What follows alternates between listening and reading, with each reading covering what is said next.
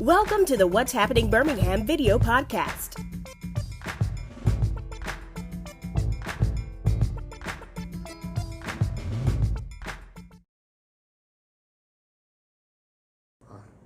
Hello everyone, this is Jarvis S. Scott with What's Happening in Birmingham. Today I have the honor and pleasure of being with Lyord Watson. He is the founder of the Penny Foundation.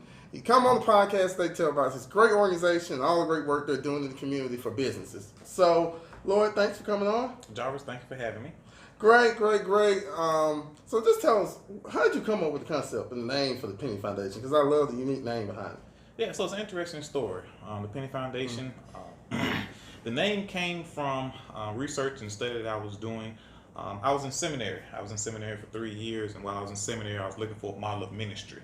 I came across the name of Reverend Reuben Pettiford. Okay. And Reverend Pettiford was the pastor at 16th Street Baptist Church in the late 1800s.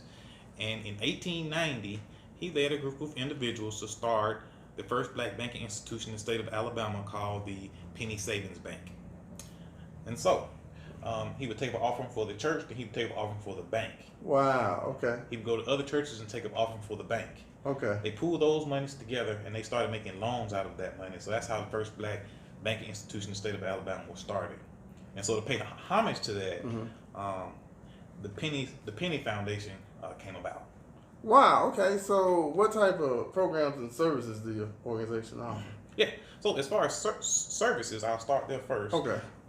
Services, so people who might want to start a scholarship fund. Okay. Right. We can house those funds and dollars and be administrator for you. People who have great ideas in the community but don't quite know where to start, they might need a place to incubate their idea. Okay. Well, you can come and you can be a part of the Penny Foundation. We can house your program under our 501c3. Okay. And then at some given point in time, if you want to go out on your own, we can help you go out on your own. And if not, you can stay under the foundation. But we're an incubator for, I would say, creative social ideas that are happening within communities. Okay, so I want to go back to you talking about businesses. So how the corporate giving program work that you do? Yeah. So one of the pieces, we know that small, medium-sized businesses, they want to be charitable, but people are really interested in doing their business. Right? Okay. So if you're a plumber, you really don't want to be thinking about making donations and things like that. You want to do plumbing. And so what we do is we come alongside businesses and we give them a chance to set up their corporate foundations. And so we allow them to use the Penny Foundation's 501c3.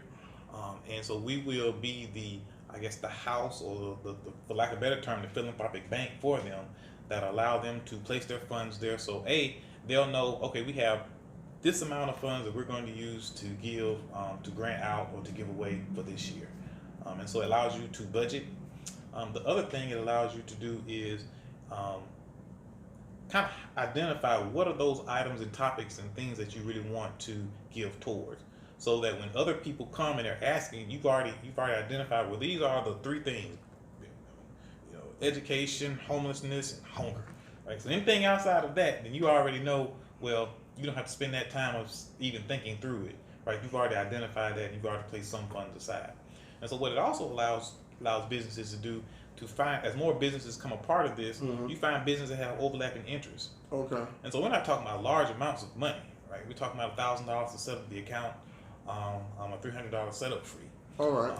But we're talking about the ability to see if there are 10 small businesses who are interested in education who started a fund. Well, why can't all of those funds work on one project together? Everybody make a bigger impact, have their name and their logo seen on a larger platform, which helps to drive business back to their main businesses. The idea is to not only do good in business, but also do good in community, and making sure those things line up with a single vision in order to help move the entire business forward. I was thinking while you was doing that, when school starts back, a lot of people start doing school supplies and they want to give this and that. And I think this would be neat. That way you already had set up, like, look, we'll do all this instead of you just going and you donate $1,000 school supplies and you can't even get a tax write-off. Right. At least go through here, you get a tax write-off through you all. Right. One of the tools that we're working on, right? I have a goal. We're going back and forth, but I believe every school needs to have its own fund. Okay. Right. And somehow we have to begin to create venues for people in communities to be able to support those schools and know that the money is being housed and stewarded correctly, and that the money will go directly to those schools. And so that's something we're working on, and hopefully in the next few months we'll be rolling out for everyone to see. All right, so how is your organization impacting Birmingham so far? I think it's having a great impact. So even in talking about how the name came about, we're helping people, we're recapturing history. All right.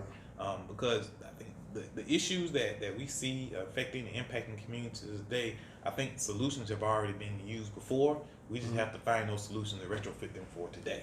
And so even the fact of how we're building the foundation, I think is impacting Birmingham.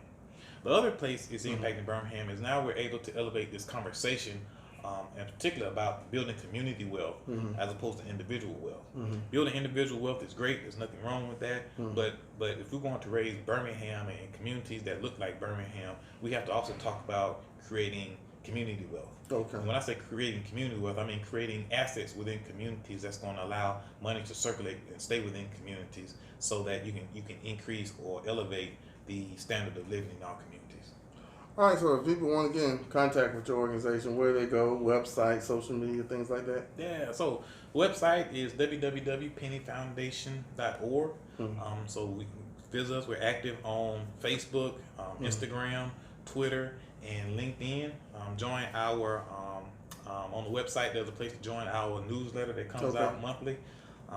And so, if you want to get involved, I consider giving the Penny Foundation donation, support the operations. Or if you have something you're passionate about, give us a call, contact us, and let's see how we can work together.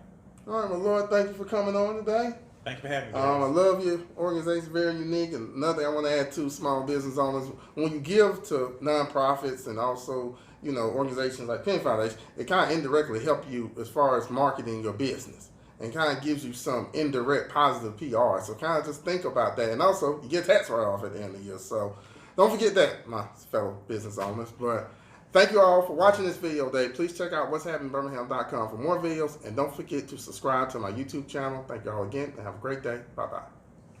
Take care. Thank you for watching the What's Happening Birmingham video podcast. Please check out our website, app, or subscribe to our YouTube channel for the latest videos today.